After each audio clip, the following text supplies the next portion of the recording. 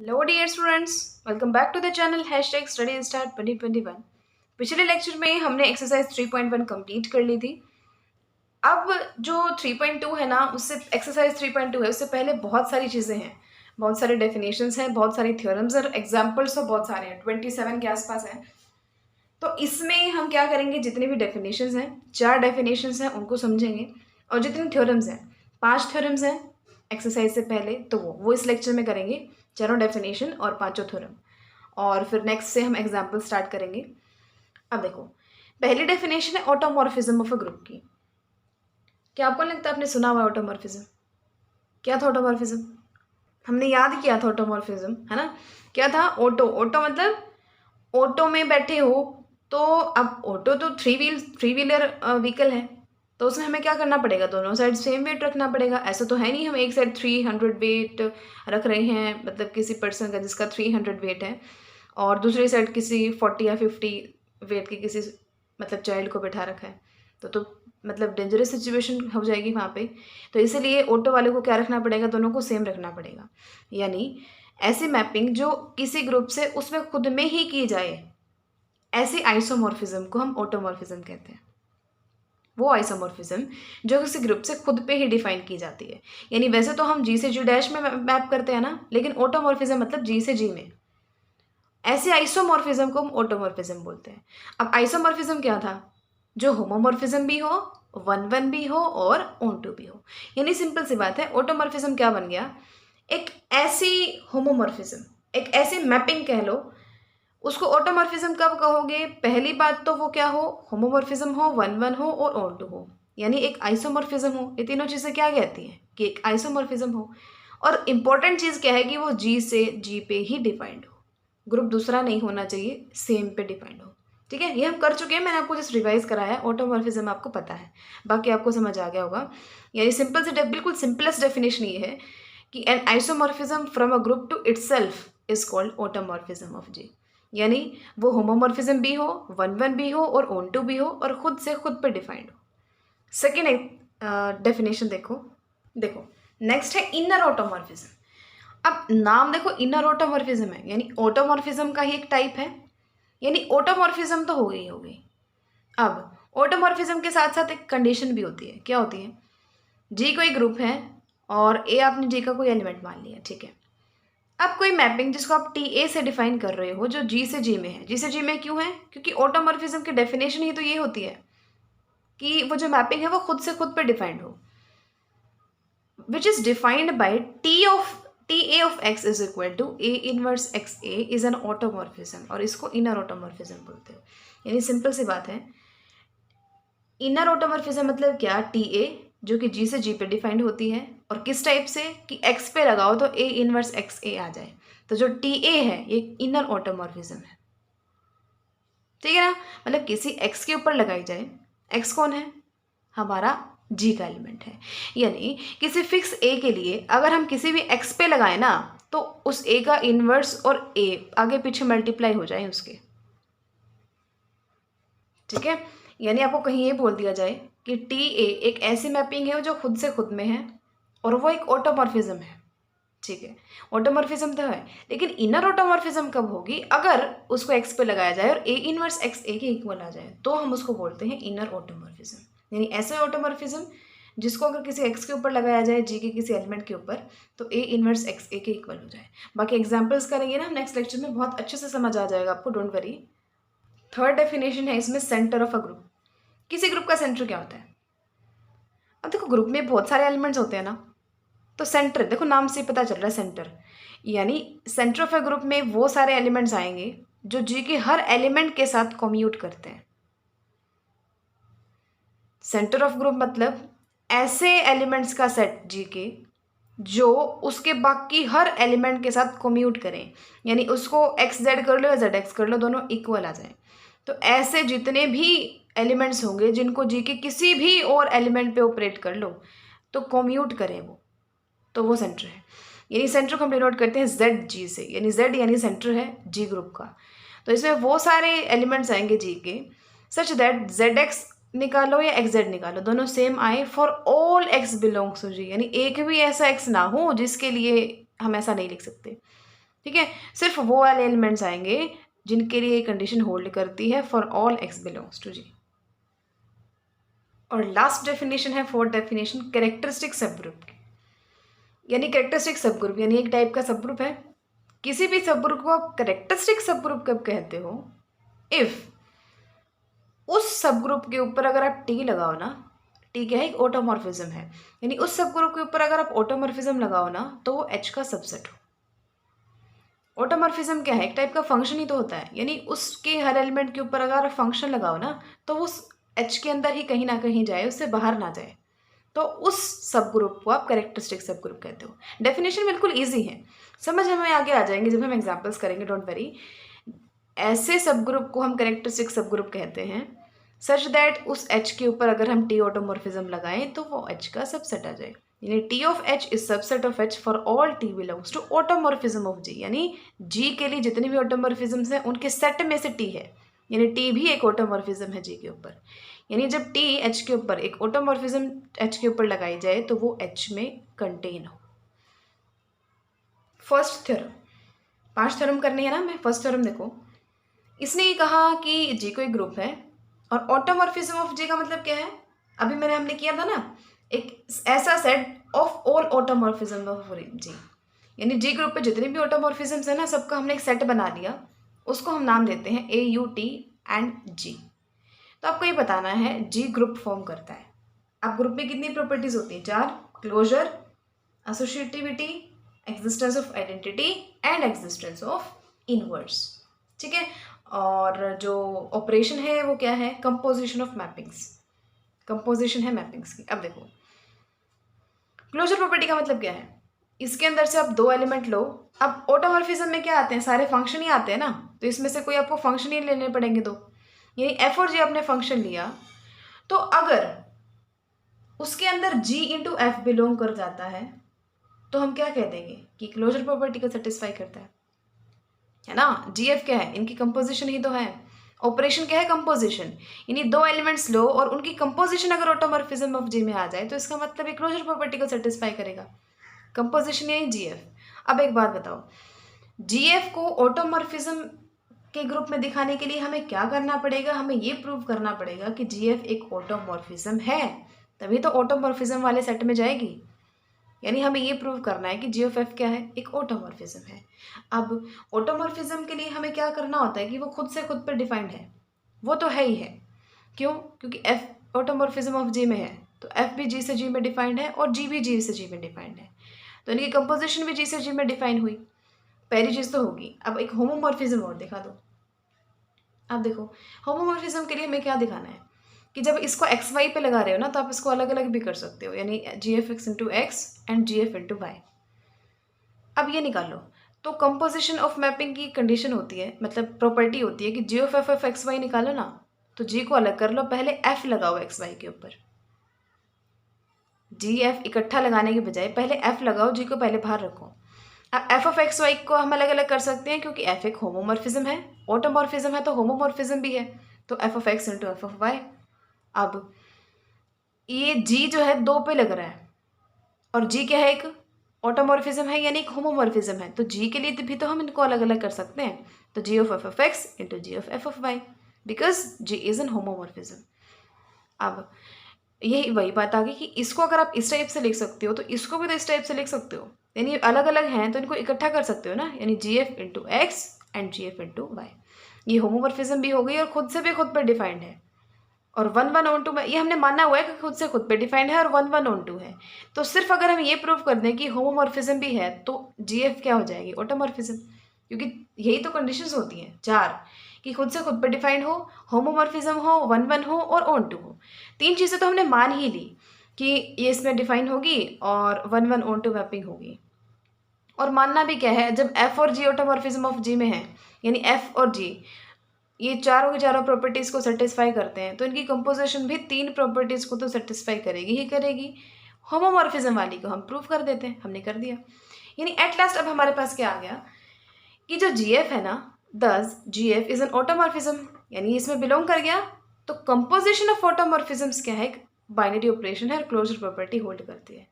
ठीक है, एफ और जी 2 थे ऑटोमॉर्फिज्म ऑफ जी में, उनके ऊपर हमने ऑपरेशन लगाया कंपोजिशन वाला, तो वो भी उसमें बिलोंग कर गया। इसका मतलब है किस प्रॉपर्टी को सेटिस्फाई करता है? क्लोजर प्रॉपर्टी को। एसोसिएटिविटी के लिए आपने क्या करना होता है? 3 लेके चलने हैं। आपने ये प्रूव करना है लास्ट में कि एफ इंटू जी इंटू एच करो या एफ जी इंटू एच करो, आंसर सेम आए। इसके लिए आप क्या करोगे?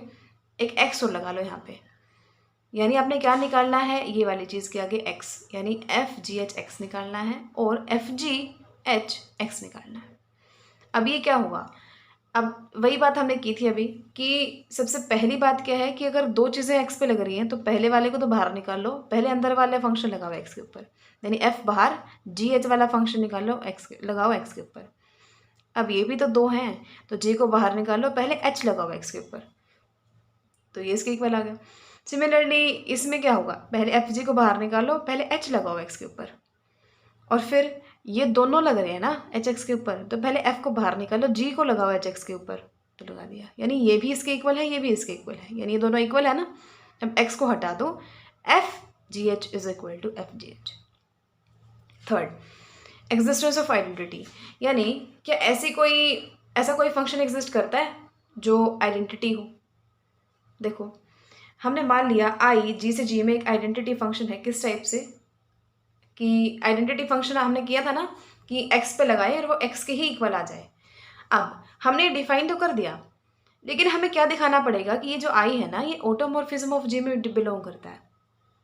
आपको पता है ना चीज़, हम जब ये करते थे existence of identity and existence of inverse, तो उसमें सिर्फ ये काफ़ी नहीं होता था दिखाना कि वो एग्जिस्ट करता है, हमें ये भी दिखाना पड़ता था कि वो जी के अंदर एग्जिस्ट करता है।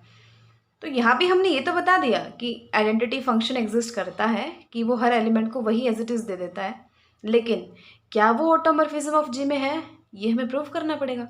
अब ऑटोमॉर्फिज्म ऑफ जी में प्रूव होने की कंडीशन क्या होती है? कि वो वन वन, 4 कंडीशंस थी ना। पहली तो होमोमॉर्फिज्म हो, वन वन हो, ऑन टू हो और खुद से खुद पर डिफाइंड हो।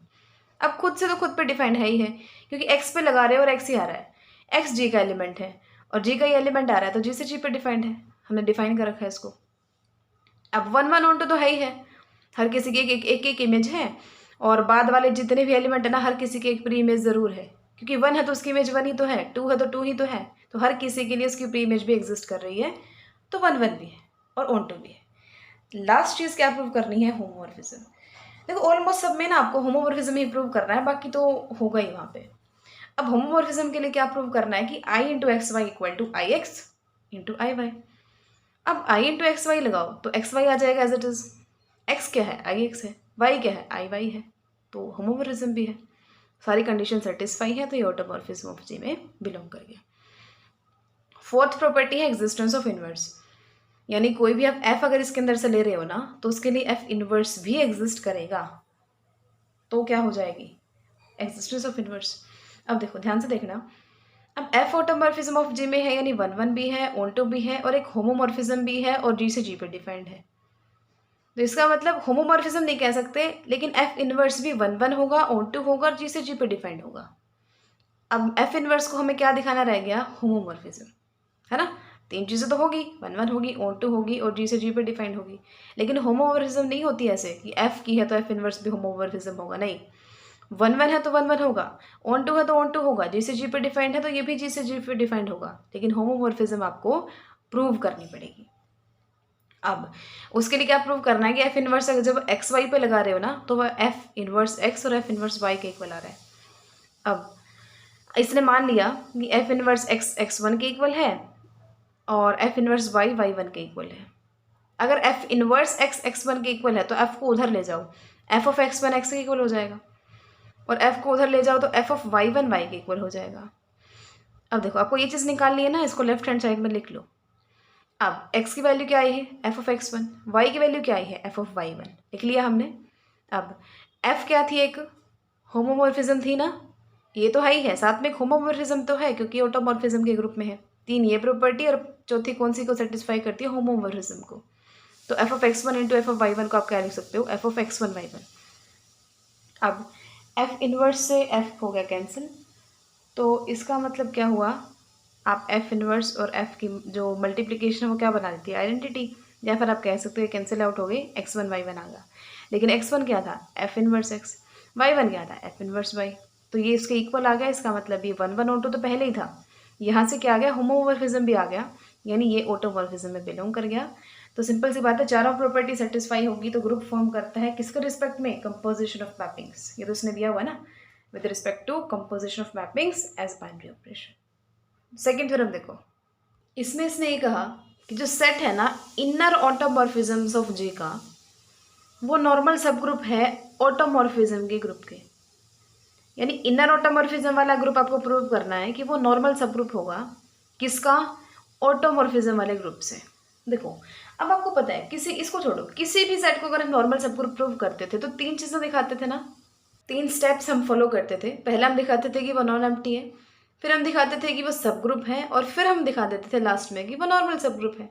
यहाँ पे आपको यहाँ पे सेकंड एक 4th स्टेप और ऐड करना है इसके बाद, क्या, ये वाला। यानी आपको ये प्रूव करना है कि टी ए की टी बी के साथ मल्टीप्लाई करोगे ना तो वो टी बी ए के इक्वल आएगा, और टी ए इन्वर्स निकालोगे ना तो वो टी ए का इन्वर्स आएगा। ये दोनों चीज़ें क्यों, क्योंकि हमें इसकी ज़रूरत पड़ेगी उसको सब ग्रुप और नॉर्मल सब ग्रुप प्रूव करने में। ठीक है, तो 4 स्टेप्स हम फॉलो करेंगे। तो फर्स्ट स्टेप देखो, फर्स्ट स्टेप तो एक लाइन का है कि जैसा कि ई जी की आइडेंटिटी है और टी ई इनर ऑटोमॉर्फिज्म का क्या हो जाएगा, मेंबर हो जाएगा, एलिमेंट हो जाएगा। ई जी की आइडेंटिटी है तो टी ई किसका मेंबर हो जाएगा, इनर ऑटोमॉर्फिज्म ऑफ जे का। तो ये नॉन एम्प्टी है। ठीक है, क्यों, क्योंकि जो जो टी ई है ना वो, अब सबसे पहली बात क्या है, टी ई जो है किसी भी एक्स के ऊपर कैसे डिफाइन होती है, यहाँ पे जो एलिमेंट है उसका इन्वर्स और उससे मल्टीप्लाई और उस एलिमेंट को रख लो बीच में। यानी टी ई एक्स क्या होता है, ई इन्वर्स एक्स ई, क्योंकि हमने देखा था ना टी ए एक्स किसके इक्वल था, ए इन्वर्स एक्स ए। तो टी ई एक्स किसके इक्वल है, ई इन्वर्स एक्स ई के, यानी एक्स के। ठीक है, अब ये यानी एक्स पे लगाओगे तो एक्स आता जा रहा है, एक्स पे लगा रहे हो तो एक्स आता जा रहा है, यानी ये क्या करता है, बिलोंग करता है इनर ऑटोमॉर्फिज्म ऑफ जे में, क्योंकि ये क्या बना देगी, एक इनर ऑटोमॉर्फिज्म बना देगी। ठीक है, एक बार और देखते हैं, ई जी की आइडेंटिटी है ना तो टी ई एक्स किसके इक्वल हो जाएगा, एक्स के। और इसको आप प्रूव कर सकते हो, ये होमोमॉर्फिज्म भी होगी, 1 1 भी होगी, ऑटो भी होगी, और खुद से खुद पर डिफाइंड होगी। तो चारों प्रॉपर्टीज़ को ये सेटिस्फाई करेगी, तो इसका मतलब ही इनर ऑटोमॉर्फिज्म ऑफ जी में चली जाएगी, यानी एम्प्टी तो बिल्कुल भी नहीं है। ठीक है, सेकेंड स्टेप आपने ये शो करना है कि ये और ये मैंने आपको भी बताया था। अब उससे पहले आपने ये देख लेना है कि जैसा कि जो टी ए एक्स है वो किसके इक्वल होगा, ए इन्वर्स एक्स ए के, और t b x b inverse x B के, ये तो डेफिनेशन कहती है। अब इस चीज़ को आपने इसके इक्वल प्रूव करना है, तो चलो देखते हैं। पहली बात जो आपको प्रूव करना है ना, उसके ऊपर एक्स लगाओ। अब टी बी एक्स की वैल्यू क्या थी, b inverse x b, value रख दो। अब टी ए किसी भी के ऊपर लगा रहे थे, ध्यान रख देना, किसी के भी ऊपर अगर आप टी ए लगा रहे थे तो वो तो बीच में और ए इन्वर्स आगे और बी ए पीछे, तो इसके ऊपर लगा रहे हो तो ये तो बीच में, ए इन्वर्स आगे ए पीछे। अब ए का इन्वर्स बी इन्वर्स किसके इक्वल होता है, बी ए का whole inverse, X as it is B A. अब ये क्या है, टी बी ए एक्स है ना, इसको खोल के देखो कैसे, मतलब किसी को भी हम कैसे खोलते हैं, इसका इन्वर्स फिर एक्स और फिर यही, तो ये वही तो है, इसका इन्वर्स फिर एक्स फिर यही, है ना, ऐसा ही करते हैं। टी बी एक्स है तो इसका इन्वर्स फिर एक्स और फिर यही वाला, यानी ये क्या है, टी बी ए एक्स के इक्वल आ गया। यानी ये चीज़ तो हमारी प्रूफ होगी कि ये इसके इक्वल है। अब देखो, अब टी ए और टी बी दोनों क्या थे, किससे लिए थे हमने, इनर ऑटोमॉर्फिज्म वाले ग्रुप से ना, ये भी इनर ऑटोमॉर्फिज्म है, ये भी इनर ऑटोमॉर्फिज्म है, तो ये तो इनर ऑटोमॉर्फिज्म वाले ग्रुप में था ही था, लेकिन ये किसके इक्वल आ गया था अभी, टी बी के, यानी टी बी ए भी किस में है, इनर ऑटोमॉर्फिज्म वाले ग्रुप में है। सेकेंड चीज़ आपको क्या प्रूव करनी है कि ए, इसको आप ऐसे लिख सकते हो, इसके लिए आप पता क्या करोगे, सबसे पहले आप ये निकालोगे T A into T A का इन्वर्स। ये क्यों निकालेंगे ये आपको अभी पता चल जाएगा, क्योंकि देखो अगर आप इसको आइडेंटिटी के इक्वल दिखा देते हो तो हम क्या कहेंगे, इसकी और इसकी मल्टीप्लाई आइडेंटिटी दे रही है, तो इसका मतलब टी ए का इन्वर्स कौन है, ये वाला टी ए का, नीचे लिख रखा है इसने, जो टी ए का इन्वर्स है वो कौन है, टी ए इन्वर्स, है ना। यानी इसको आपने आइडेंटिटी के इक्वल दिखाना है कुछ ना कुछ करके। अब देखो, अब ये इकट्ठे हैं तो आप इनको अलग अलग तो कर ही सकते हो, यानी इस वो इकट्ठे इनको दोनों को एक्स पे लगाने का मतलब क्या है, पहले दूसरे वाला लगाओ, पहले वाले को बिल्कुल अलग रख लो, यानी टी ए अलग और T A inverse x.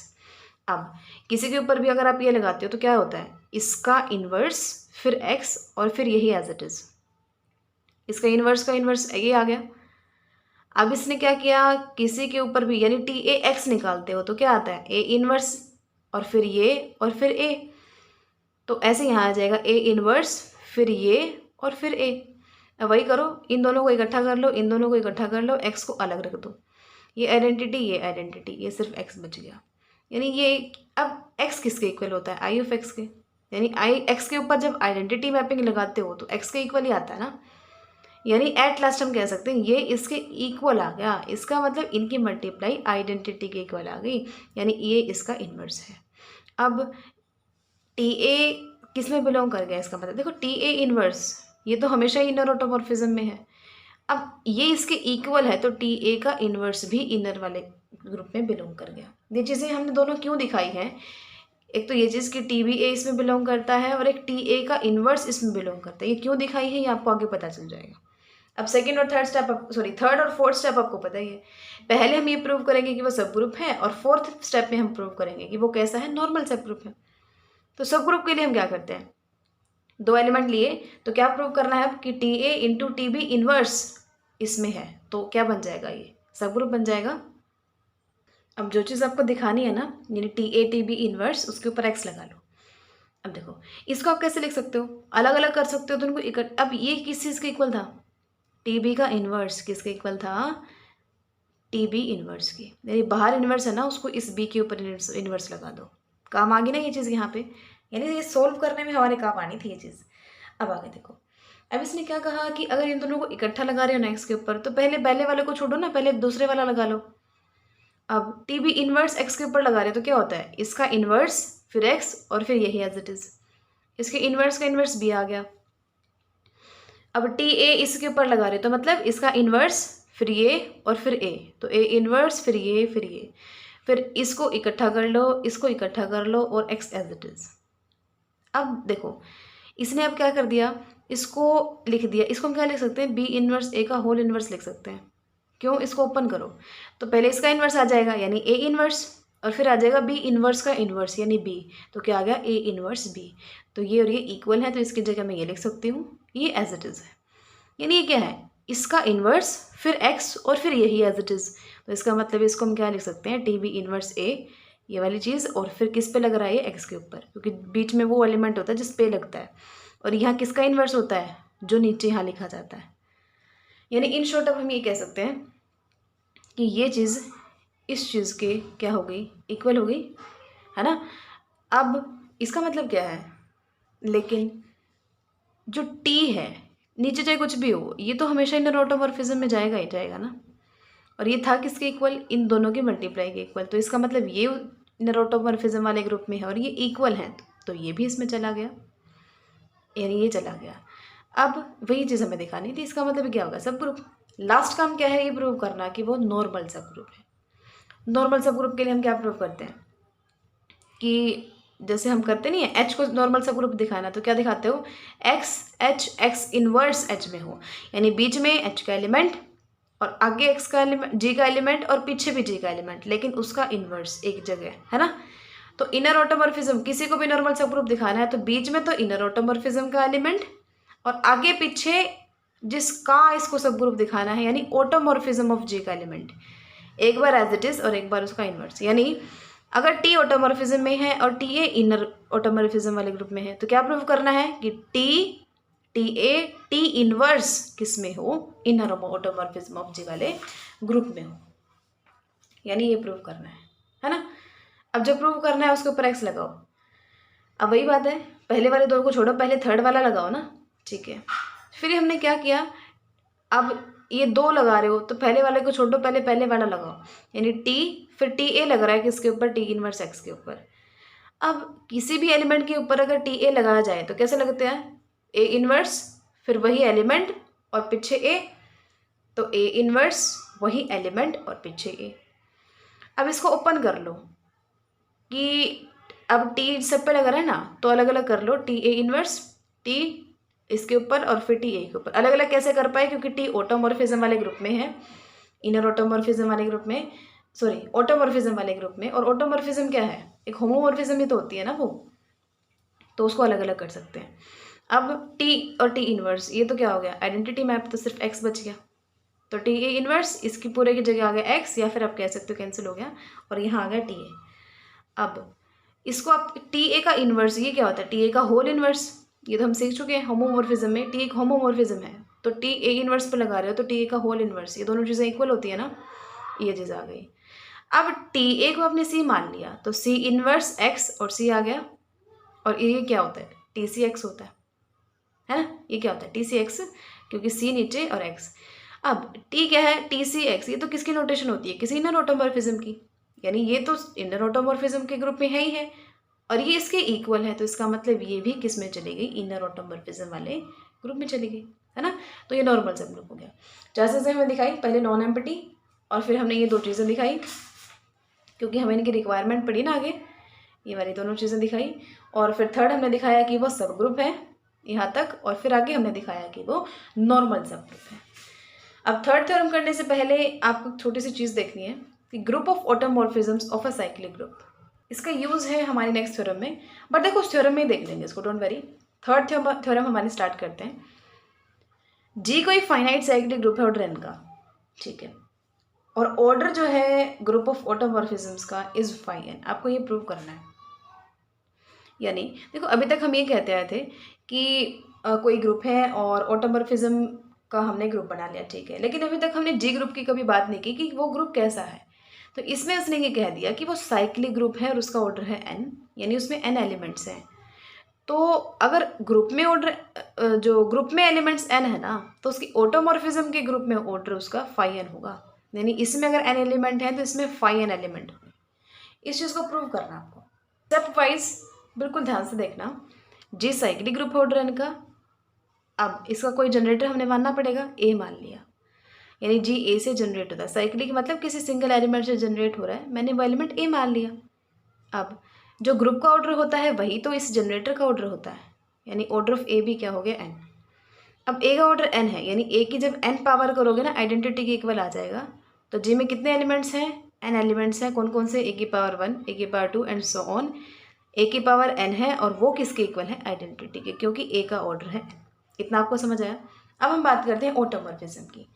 F आपने कोई भी ऑटोमॉर्फिज्म के ग्रुप से ले लिया, अब ऑटोमॉर्फिज्म है यानी जी से जी पे डिफाइंड है ना, और A raise to the power R पे लगाओगे तो एफ ऑफ ए की पावर आर आ जाएगी, क्योंकि ये ऑटोमॉर्फिज्म है तो उससे पहले तो एक होमोमॉर्फिज्म है ना, और होमोमॉर्फिज्म की ये प्रॉपर्टी होती है कि अगर A raise to the power R के ऊपर लगाते हो तो एफ ऑफ ए की होल पावर आर आ जाती है।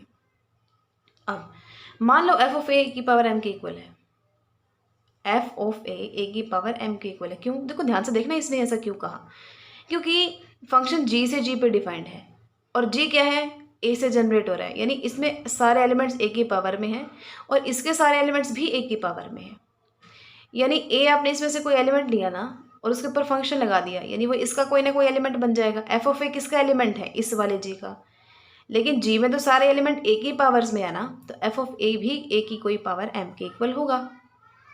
अब एफ ऑफ ए की पावर एन निकाल लो, तो इसको हम क्या लिख सकते हैं, F of A raise to the power N, अभी हमने यहाँ देखा था, लेकिन A raise to the power N तो आइडेंटिटी है, यानी ये आइडेंटिटी के इक्वल आ गया। अब आपको पता है कि किसी भी एलिमेंट की पावर कोई आइडेंटिटी के इक्वल आ रही है तो उसका उस एलिमेंट का ऑर्डर उस एन पावर से हमेशा लेस देन इक्वल टू होता है, यानी order of f is less than equal to n. लेकिन हम ये नहीं चाहते, हम ये चाहते हैं कि इसका ऑर्डर एन के इक्वल ही हो जाए, यानी ये लेस देन वाली चीज़ यहाँ से हट जाए, हम ये कह पाएँ कि order of f a equal to n. तो उसके लिए हम क्या करेंगे, हम मान लेते हैं कि इसका ऑर्डर लेस देन एन है, यानी इक्वल टू नहीं है, तो कॉन्ट्राडिक्शन आ जाएगी, इसका मतलब लेस है ही नहीं, सिर्फ इक्वल है ना। हमने मान लिया कि इक्वल नहीं है, लेस देन है। अब लेस देन है तो इसका मतलब एन से कुछ छोटा होगा, तो मैंने इसका ऑर्डर मान लिया डी। अब ऑर्डर डी का मतलब क्या है, इसकी पावर जब डी करोगे तो आइडेंटिटी आ जाएगी। अब एफ ऑफ ए की होल पावर डी को हम क्या लिख सकते हैं, एफ ऑफ ए की पावर डी, अभी पीछे देखा था, और ये आइडेंटिटी है, और एफ ऑफ ई भी तो आइडेंटिटी होता है, यानी आइडेंटिटी के ऊपर आप फंक्शन लगा रहे हो तो किसके इक्वल आएगा, आइडेंटिटी के इक्वल आएगा ना, ये तो रिजल्ट है। अब ये ध्यान देना कि F of A raise to the power D is equal to identity is equal to F of A, यानी A raise to the power D के ऊपर फंक्शन लगा रहे हो या फिर ई पे फंक्शन लगा रहे हो, वो दोनों फंक्शन सेम आ रहे हैं। लेकिन एक बात बताओ, एफ क्या है? 1 1 है। कैसे? क्योंकि एफ किस में था? ऑटोमॉर्फिज्म में। ऑटोमॉर्फिज्म मतलब होमोमॉर्फिज्म भी है, 1 1 भी है, ऑन टू भी है और खुद से खुद पे डिफाइंड है, यानी 1 1 तो है ही है। अब दो फंक्शन की वैल्यू सेम आ गई, इसका मतलब वो एलिमेंट्स ही सेम है, यानी A raise to the power D E के इक्वल है। अब किसी भी एलिमेंट की पावर कोई वो आइडेंटिटी के इक्वल आ रही है, यानी उस एलिमेंट का ऑर्डर उस पावर से लेस देन इक्वल टू है। इसका मतलब ऑर्डर जो है ए का वो डी से कम है। अब एक बात बताना, डी क्या था? ऑर्डर ऑफ एफ ए का ऑर्डर। देखो बिल्कुल ध्यान से समझना, ए का ऑर्डर इसने कहा डी से कम है, और जो डी है वो एन से भी कम था, है ना, क्योंकि यही तो डी हमने माना था और डी एन से कम है। अब ऑर्डर ऑफ ए डी से ही कम है तो एन से भी तो कम हो गया, यानी ऑर्डर ऑफ ए एन से कम है। लेकिन ये तो कॉन्ट्राडिक्शन है, ए का ऑर्डर तो हमने एन माना था, है ना। तो वही बात यहाँ पे आ गई कि इसका मतलब ये कॉन्ट्राडिक्शन है। कब आई? जब हमने इसको लेस देन माना, यानी लेस देन है ही नहीं, है बिल्कुल इक्वल है। ठीक है, जो ये इनइक्वालिटी है ना, order of a is less than equal to d but d is less than n. अब इसको बीच में से हटा दो, इस less than equal to d को भूल जाओ, तो ये क्या कह रहा है कि ऑर्डर ऑफ ए एन से कम है। ये तो कॉन्ट्राडिक्शन है। इसका मतलब यहाँ से क्या आ गया कि एफ ए का ऑर्डर एन है। अब आपको क्या दिखाना है? इसका मतलब अगर हम एम और एन का हमने जीसीडी मान लिया टी, यानी इन दोनों में सिर्फ टी ही कॉमन है, जहाँ पे टी जो है वो 0 1 से क्या है, बड़ा भी हो सकता है और 1 के इक्वल भी हो सकता है। ये आपको स्टेप याद करना पड़ेगा कि आपको एम और एन की जीसीडी टी माननी है, यानी इनमें सिर्फ टी ही कॉमन है। अब जहाँ पे टी जो है 1 से ग्रेटर देन इक्वल हो, आपको ये प्रूव करना है कि टी की वैल्यू जो है वो हमेशा ही क्या होगी? 1 होगी। अब ये प्रूव करने के लिए आप क्या करोगे? वही करोगे, आप मान लो टी 1 से बड़ा है और कॉन्ट्राडिक्शन आ गई, इसका मतलब टी 1 से बड़ा नहीं है, 1 के इक्वल ही है, क्योंकि दो ही पॉसिबिलिटी हैं, या तो टी 1 से बड़ा है या फिर टी 1 के इक्वल है। अब टी ग्रेटर देन 1 में कॉन्ट्राडिक्शन आ रही है, इसका मतलब टी तो 1 के इक्वल है ना। अब कॉन्ट्राडिक्शन कैसे लाएंगे? जब टी 1 से बड़ा है तो एफ ऑफ ए की पावर एन बाय टी निकाल लो।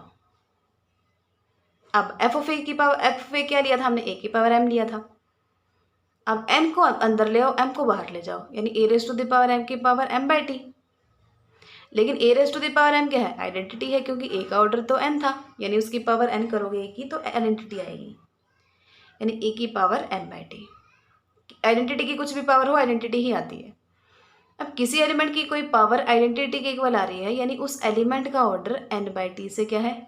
लेस देन इक्वल टू है ना। N by that is less than equal to n by T, लेकिन एन बाय टी किससे लेस है? एन से। इसका मतलब क्या हो गया? Order of f a is less than n. लेकिन ये तो कॉन्ट्राडिक्शन है। हमने ऊपर दिखाई ना कि ऑर्डर ऑफ एफ ए जब हम लेस देन एन ले रहे थे तो कॉन्ट्राडिक्शन आ रही थी, यानी सिर्फ एन के इक्वल है उसका ऑर्डर, आप कह रहे हो एन से कम है, ये तो कॉन्ट्राडिक्शन है।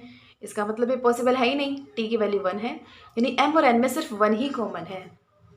तो वही चीज़ आ गई, यानी बिल्कुल ध्यान से समझना इस चीज़ को। हमने क्या प्रूव करना था कि जो ऑर्डर है ना इसका, ऑटोमॉर्फिज्म वाले जो ग्रुप है ना, उसका ऑर्डर फाई एन है।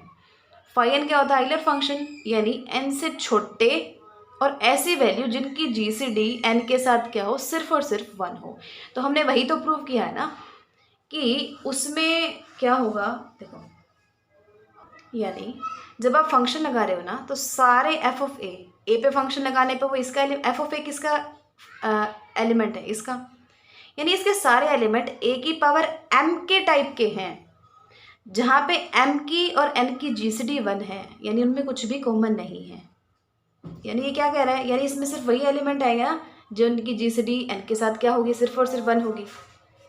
सो this implies that it follows that for any F belongs to automorphism of G, order G का एन है और एफ ऑफ ए में सिर्फ A raise to the power M powers आ रही है, सच दैट एम और एन की जीसीडी 1 है। अब ये कंडीशन क्या कहती है कि इसमें कितने एलिमेंट हैं? सिर्फ और सिर्फ वही एलिमेंट इसके अंदर आएंगे जिनकी एन के साथ जीसीडी 1 है, यानी इसका ऑर्डर क्या है? फाई ऑफ एन के इक्वल है ना। ये चीज़ आप समझ गए ना, यानी कि सारे elements a raise to the power m के टाइप के हैं, जहाँ पे एम और एन की जीसीडी है 1। और ये क्या बताता है? फाई ऑफ एन को, आइलर फंक्शन को, यानी ऑटोमॉर्फिज्म ऑफ जी में फाई एन के इक्वल है। इसका ऑर्डर क्या है? फाई एन है, यानी इसमें कितने एलिमेंट है, फाई एन में जितने एलिमेंट है। पहले हमने क्या किया, इसको हम साइक्लिक ग्रुप मान के चले और ए का ऑर्डर एन हो गया। अब एफ हमने कोई ऑटोमॉर्फिज्म मान ली जी से जी में, यानी हर एफ ऑफ ए किस टाइप का होगा, ए की पावर एम टाइप का होगा, क्योंकि जी साइक्लिक ग्रुप है। अब ए एफ ऑफ ए की पावर एन आपने निकाली, वो आइडेंटिटी के इक्वल आ गई, इसका मतलब एफ ऑफ ए का order less than equal to n है। लेकिन हम ये प्रूव करना चाहते हैं कि लेस देन का चीज़ हट जाए यहाँ से, सिर्फ इक्वल आ जाए। तो उसके लिए हम ये लेके चलेंगे कि order of f a is less than n, और हम कॉन्ट्राडिक्शन दिखा देंगे। तो इसका मतलब क्या हो जाएगा, दो ही पॉसिबिलिटी थी, या तो लेस देन था या इक्वल था। लेस देन में कॉन्ट्राडिक्शन आ रही है, इसका मतलब सिर्फ इक्वल है, यानी ऑर्डर ऑफ एफ ए किसके इक्वल आ जाएगा, एन के इक्वल आ जाएगा। फिर हमने एम और एन की जीसीडी टी मानी, जहाँ पे t greater than equal to 1 है। हम ये दिखाना चाहते हैं कि टी 1 के इक्वल है। अब हम लेके चलेंगे कि टी 1 से बड़ा है। अगर हम इस केस में कॉन्ट्राडिक्शन हमने दिखा दी, इसका मतलब यहाँ तो कॉन्ट्राडिक्शन है और दो ही पॉसिबिलिटी थी, या तो ग्रेटर था या इक्वल था। ग्रेटर वाले में कॉन्ट्राडिक्शन आ गई, इसका मतलब ये इक्वल है, यानी इनकी जीसीडी 1 है।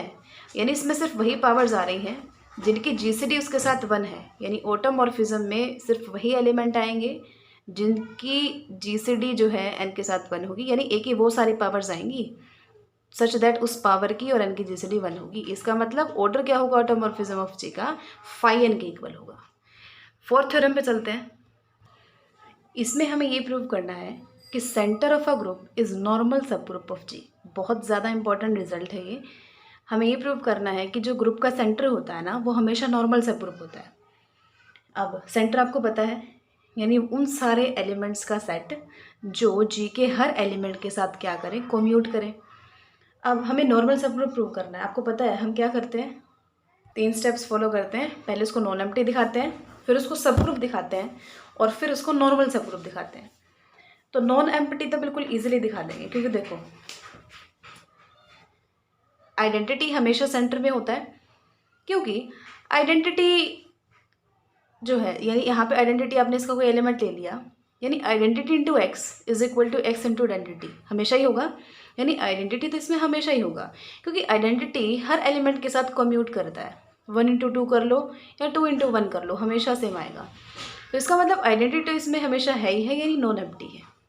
दूसरा काम सब ग्रुप प्रूव करना, यानी इसमें से 2 एलिमेंट आपने लेके चलने हैं। अब आपने ये प्रूव करना है कि ए बी इनवर्स किस में है, जेड जी में। अब अगर A B A Z G में है, तो इसका मतलब ए एक्स एक्स ए के इक्वल है। इसकी डेफिनेशन से अगर ए जी में है, सॉरी ए जेड जी में है, तो इसका मतलब A X is equal to X A है। और अगर बी है तो इसका मतलब B X is equal to X B है। अब देखो, जैसा कि बी एक्स बी के इक्वल है, तो आपने क्या कर दिया, बी इनवर्स से क्या कर दिया, प्री मल्टीप्लाई, और बी इनवर्स से ही क्या कर दिया, पोस्ट मल्टीप्लाई। यानी b inverse b x B inverse is equal to B inverse x b b inverse. अब देखो इन दोनों पे ब्रैकेट लगाओगे तो ये तो हो गया आइडेंटिटी, सिर्फ एक्स बी इनवर्स बच गया। यहाँ पे ये हो गया आइडेंटिटी, सिर्फ बी इनवर्स एक्स बच गया। अब ये चीज़ आपको क्या बता रही है कि बी इनवर्स एक्स क्या है, जी के सारे एलिमेंट्स हैं, यानी बी इनवर्स एक्स के एलिमेंट के साथ कम्यूट कर रहा है, तो बी इनवर्स किस में बिलोंग कर गया, जेड जी में, है ना। अब ए बी इनवर्स आपको जेड जी में दिखाना है, तो A B inverse into X निकालो। अब क्योंकि इसमें दिखाने के लिए क्या प्रूव करना पड़ेगा कि ए बी इनवर्स को एक्स के साथ मल्टीप्लाई कर रहे हो, तो वो किसके इक्वल आ रहा है, X into A B inverse के, तभी तो जेड जी में जाएगा। अब A B inverse into X क्या कैसे करोगे, अब हमने क्या किया, ब्रैकेट ए को तो अलग कर लिया, ब्रैकेट इन दोनों पे लगा दी, यानी ए इंटू बी इनवर्स एक्स पे। अब बी इनवर्स एक्स को आप क्या लिख सकते हो, एक्स बी इनवर्स लिख सकते हो, है ना। क्यों, अभी हमने पीछे देखा, पीछे वाली कंडीशन यही तो कह रही थी ना, ये वाली कि X B inverse is equal to B inverse X के इक्वल है, तो हमने वैल्यू रखी। अब इसने बी इनवर्स को अलग लिख दिया, ए एक्स को इकट्ठा कर लो। अब ए एक्स एक्स ए के इक्वल था, पीछे देखा था हमने। अब फिर वही काम करो, एक्स को अलग कर लो, ए बी इनवर्स को इकट्ठा कर लो, क्योंकि हमें यही चाहिए ना, यानी ये इसके इक्वल है, इसका मतलब ए बी इनवर्स किस में है, इस पे है, तो ये सब ग्रुप हो गया। लास्ट काम क्या करना है, नॉर्मल सब ग्रुप। नॉर्मल सब ग्रुप के लिए हम क्या करते हैं, जिसको नॉर्मल सब ग्रुप दिखाना है उसका एलिमेंट बीच में और जी के आगे पीछे एक एज इट इज़ एक का इन्वर्स, यानी एक्स ए एक्स इन्वर्स हमें जेड जी में दिखाना है, जहाँ ए जेड जी का एलिमेंट है और एक्स जी का एलिमेंट है। अब जिसको इसमें दिखाना है उसको देख लो एक बार, एक्स ए एक्स इन्वर्स। एक्स ए एक्स इन्वर्स में आपने क्या कर दिया, एक्स इन्वर्स को अलग रख लिया, एक्स ए के ऊपर लगा दी ब्रैकेट, अब एक्स ए किसके इक्वल है, ए एक्स के इक्वल है, ठीक है। फिर आपने ए को अलग कर लिया, एक्स एक्स इनवर्स को इकट्ठा कर लिया, ये क्या है, आइडेंटिटी। और ए इंटू आइडेंटिटी क्या होता है, ए होता है। और ए तो जेड जी में था ही था, अभी पीछे हमने लिया था, ये इसके इक्वल है, तो इसका मतलब ये भी किस में बिलोंग कर गया, जेड जी में। तो ये इसमें इसका एलिमेंट है, तो ये क्या हो गया, नॉर्मल सब ग्रुप हो गया। इसको सब ग्रुप प्रूव करने के लिए, यानी इस एलिमेंट को इसमें दिखाने के लिए तो हमने ये प्रूव किया कि इसको एक्स से मल्टीप्लाई कर लो, आगे या पीछे सेम आएगा। और इसको जेड जी में दिखाने के लिए हमें ये ज़रूरत नहीं पड़ी करने की, हमने सिर्फ ये दिखा दिया कि ये ए के इक्वल है, और ए तो इसमें है ही है, तो इसका मतलब ये भी इसमें है, तो नॉर्मल सब ग्रुप हो गया। इस लेक्चर की लास्ट थ्योरम ये है, उसके बाद तो सिर्फ एग्जांपल्स बच जाएंगे, उससे हम नेक्स्ट लेक्चर में डिस्कस करेंगे, ठीक है ना। स्टार्ट करते हैं, उसमें सारे तो उसमें भी नहीं होंगे, पार्ट्स बना के करेंगे उसके भी। तो देखो, इसने कहा कि जो सेट है ना इनर जी, यानी इनर ऑटोमॉर्फिज्म्स का जो सेट है वो आइसोमॉर्फिक होगा to quotient group G by Z G, यानी इनर ऑटोमॉर्फिज्म का जो सेट है वो आइसोमॉर्फिक होगा जी बाय जेड जी के। हम इसको करेंगे फंडामेंटल थ्योरम का यूज़ करके। अब बिल्कुल ध्यान से देखना, ये कहना चाह रहा है कि आप ये प्रूव करो कि जी बाय जेड जी आइसोमॉर्फिक है इनर ऑटोमॉर्फिज्म ऑफ जी के। और उसमें हम क्या करते थे कि जी डैश आइसोमॉर्फिक है जी बाय कुछ भी होता था यहाँ पे। तो यानी अब जी डैश यहाँ पे जो एलिमेंट लेते थे वो हम क्या करते थे, एफ डिफाइन करते थे ना जी से जी डैश में। ये आपको तभी समझ आएगी थ्योरम जब आपने होमोमॉर्फिज्म वाली देख रखी होगी वीडियो, है ना, जो सेकंड लेक्चर है, थर्ड चैप्टर का सेकंड लेक्चर है, उसमें हमने किया था। अब देखो, यानी हमें जी से जी डैश पे हम वहाँ करते थे डिफाइन, यहाँ आपको इनर ऑटोमॉर्फिज्म ऑफ जी में डिफाइन करनी पड़ेगी। अब इसको आपने क्या दिखाना पड़ता था, होमोमॉर्फिज्म 1 1 और ऑन टू, सॉरी होमोमॉर्फिज्म और ऑन टू, यानी वेल डिफाइंड ऑन टू और होमोमॉर्फिज्म। अगर आप ये दिखा देते हो कि एफ वेल डिफाइंड भी है, ऑन टू भी है और होमोमॉर्फिज्म भी है, तो फिर हम फंडामेंटल थ्योरम का यूज़ करके हम ये कह सकते हैं कि जो ये होगा ना, homomorphic image is isomorphic to some quotient group of G. फिर हम कह देंगे कि इनर जो ग्रुप है ना, ये आइसोमॉर्फिक है जी के किसी क्वोशंट ग्रुप के, यानी जी बाय कर्नल ऑफ फाई के। फिर हम प्रूव कर देंगे कि वो कर्नल ऑफ फाई किसके इक्वल है, जेड जी के, ठीक है। पहली बात, आपने क्या करना है, कोई फंक्शन डिफाइन करना है जी से लेके इनर ऑटोमॉर्फिज्म वाले सेट पे, उसको प्रूव करना है कि वो वेल डिफाइंड है, ऑन टू है और होमोमॉर्फिज्म है। तो फिर फंडामेंटल थ्योरम क्या कहती है कि ये वाली चीज़ आइसोमॉर्फिक होगी इसके किसी क्वेश्चन ग्रुप के, यानी inner automorphism of G is isomorphic to G by kernel of phi, sorry kernel of F. ये चीज़ कौन कहेगी, होमोमॉर्फिज्म की फंडामेंटल थ्योरम। लेकिन हमारा काम ये प्रूव करना है कि ये इसके आइसोमॉर्फिक है, तो कर्नल ऑफ फाई को फिर हम दिखा देंगे कि किसके इक्वल है, जेड जी के। समझ आया ना हमें क्या करना है। अब आपने मैपिंग इससे इस पे डिफाइन की है, यानी ए पे जब यहाँ से ए एलिमेंट उठाओगे तो यहाँ इनर, ये इसका किसका सेट है, ये इनर ऑटोमॉर्फिज्म का, यानी यहाँ क्या आएगा, A inverse, T A inverse. ये हमने अपनी तरफ से मानना है, आपको यही याद रखना पड़ेगा, ठीक है। F of A equal to T A inverse. अब देखो, वेल डिफाइंड कैसे दिखाते हो, यानी दो एलिमेंट्स अगर इसके इक्वल है ना तो इनकी इमेज भी इक्वल होगी, यानी ए और बी अगर इक्वल हैं तो आपको ये दिखाना है कि टी ए इनवर्स और टी बी इनवर्स भी इक्वल होगा। अब देखो, यानी आपको ये दिखाना, अगर ए और बी इक्वल है ना तो एफ ऑफ ए और एफ ऑफ बी भी इक्वल है। अब ए और बी अगर इक्वल है तो ए इनवर्स और बी इनवर्स भी इक्वल होंगे। ये इक्वल है तो टी ए इनवर्स और टी बी इनवर्स भी इक्वल होंगे। लेकिन ये क्या है, एफ ऑफ ए, ये क्या है, एफ ऑफ बी। एलिमेंट्स को सेम लेके चले और उन पे फंक्शन लगाए, वो सेम आ गए, तो एफ क्या है, वेल डिफाइंड है। ऑन्टो के लिए आपको क्या करना है कि हम इसमें से कोई एलिमेंट लेके चल रहे हैं तो उसके लिए इसमें भी कोई एलिमेंट एग्जिस्ट कर रहा है। तो इसमें से आपने टी ए लिया, यानी for each T A belongs to inner automorphism of G, A G में बिलोंग करेगा, ठीक है ना। क्योंकि देखो, टी ए अगर इनर ऑटोमॉर्फिज्म ऑफ जी में है तो ए एलिमेंट हम कहाँ से लेते हैं, जी से लेते हैं ना, कि अगर ये इसमें है तो ए किसका एलिमेंट है, जी का। ए अगर जी का एलिमेंट है और जी ग्रुप है तो ए इनवर्स भी तो जी का एलिमेंट है। और किस टाइप से कि एफ ऑफ ए इनवर्स किसके इक्वल हो जाएगा, T of A inverse inverse. हमने यहाँ पे क्या लगा दी, फंक्शन की डेफिनेशन लगा दी कि एफ ऑफ ए किसके इक्वल था, टी ऑफ ए इनवर्स के। और एफ ऑफ ए इनवर्स क्या हो जाएगा, टी ऑफ ए इनवर्स के, यानी टी ए के, ठीक है। यानी हर किसी T A belongs to inner automorphism of G के लिए एक A inverse belongs to G exist करता है कि एफ ऑफ ए इनवर्स किसके इक्वल आ जाता है, टी ए के। तो इसका मतलब क्या है, ये क्या है, ऑन टू है ना। ये फिर ज़्यादा कन्फ्यूजन ना हो आपको, आप उसको इस टाइप से भी कर सकते हो, टी ए की बजाय आप टी ए इनवर्स ले सकते हो कि for each T A inverse belongs to inner automorphism वाले ग्रुप के ए इनवर्स किस में होगा, जी में। ए इनवर्स जी में है तो ए भी जी में होगा। किस टाइप से कि एफ ऑफ ए किसके इक्वल हो जाएगा, टी ए इनवर्स के। यानी हर किसी T A inverse belongs to inner automorphism of G के A belongs to G exist करता है कि ये चीज़ एग्जिस्ट करती है। तो ये फंक्शन कैसा हो गया, ऑन टू भी हो गया। तो वेल डिफाइंड भी है, ऑन टू भी है। होमोमॉर्फिज्म देखो, होमोमॉर्फिज्म क्या कहती है, क्या प्रूव करना होमोमॉर्फिज्म के लिए कि F of A B equal to F of A into F of B अगर हो जाता है तो ये चीज़ सेटिस्फाई हो जाएगी, प्रूव हो जाएगी। अब F of A B function लगाओ, टी ए बी का इन्वर्स आ जाएगा। अब ए बी का इन्वर्स क्या होता है, बी इन्वर्स ए इन्वर्स।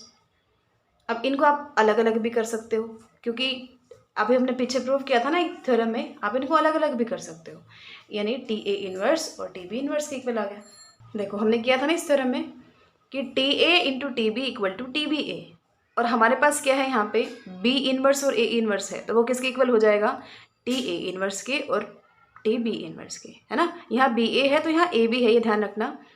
हमें फिर हम क्या लिख सकते हैं, T b inverse A inverse को हम क्या लिख सकते हैं, टी ए इन्वर्स और टी बी इन्वर्स। और ये क्या है, एफ ऑफ ए, ये क्या है, एफ ऑफ बी। तो होमोमॉर्फिज्म भी हो गई। तो यहाँ पे आपको एक लाइन लिखनी है। देखो इन्होंने पता है क्या किया, इन्होंने डायरेक्टली ये लिखने की बजाय डायरेक्टली ये शो कर दिया कि कर्नल ऑफ एफ इसके इक्वल है, फिर उन्होंने साथ में लिख दिया कि ये इसके आइसोमॉर्फिक है। तो आप वहाँ पे क्या लिखोगे, ये वाली जो लाइन है ना हेंस से लेके और कर्नल ऑफ एफ तक की, वो आप यहाँ लिखोगे कि जैसा कि एफ वेल डिफाइंड भी है, ऑन टू भी है और होमोमॉर्फिज्म भी है। तो by fundamental theorem of homomorphism we have inner automorphism of G is isomorphic to G by kernel of F. ये दोनों लाइनें यहाँ लिखी। फिर आप ये कहोगे कि हम अब ये शो करते हैं कि कर्नल ऑफ एफ किसके इक्वल है, सेंटर के। ठीक है, फिर सेंटर ऑफ इसको इसके इक्वल प्रूव कर दो। कैसे करोगे, कर्नल ऑफ एफ में कौन से एलिमेंट आते हैं, वो सारे एलिमेंट्स जिनकी इमेज आइडेंटिटी हो, है ना। आइडेंटिटी किसकी, जो जिस पे फंक्शन डिफाइंड होता है उसकी आइडेंटिटी। तो उसकी आइडेंटिटी क्या है, कैपिटल आई। तो इसका मतलब such that F of X is equal to capital I हो जाए। अब एफ ऑफ एक्स की वैल्यू रख दो। एफ ऑफ एक्स क्या है, टी एक्स का इन्वर्स, यानी वो X belongs to G such that T X का इन्वर्स आइडेंटिटी के इक्वल आ जाए। अब ये इक्वल है यानी इनको किसी एलिमेंट के ऊपर लगाओगे तो वो भी सेम आ जाएगा। अब इस पे इसको ओपन कर लो, क्या होता है, इस टाइप से कैसे ओपन करते हैं, ये वाला एलिमेंट आता है बीच में, यहाँ क्या आता है इसका इन्वर्स, और यहाँ क्या आता है यही एज इट इज़। तो वाई ये एज इट इज़ और इसके इन्वर्स का इन्वर्स क्या हो जाएगा, एक्स। यानी और इसको आइडेंटिटी मैपिंग किसी वाई पे लगा रहे हो तो आइडेंटिटी मैपिंग क्या करती है, उसी को एज इट इज लिख देती है, यानी X Y X inverse is equal to Y. अब आपने क्या कर दिया, इधर दोनों साइड एक्स से पोस्ट मल्टीप्लाई कर दो। सो ये तो हो गया आइडेंटिटी और यहाँ क्या बन गया वाई एक्स, यानी X Y equal to Y X. यानी वो सारे element such that X Y equal to Y X हो जाए। ये किसकी डेफिनेशन है, सेंटर की। इसका मतलब this is equal to Z G, यानी कर्नल ऑफ एफ किसके इक्वल आ गया, जेड जी के। यानी फिर आप क्या कह सकते हो कि जैसा कि ये इसके इक्वल है तो इसका मतलब inner automorphism of G is isomorphic to G by Z G, यानी सेंटर ऑफ जी। ठीक है, तो फिफ्थ थ्योरम भी हमारी यहाँ पे कंप्लीट होती है। सो नेक्स्ट लेक्चर में हम एग्जाम्पल स्टार्ट करेंगे। सो अगर कोई डाउट है तो आप पूछ सकते हो कमेंट सेक्शन में। So keep learning and thanks for watching.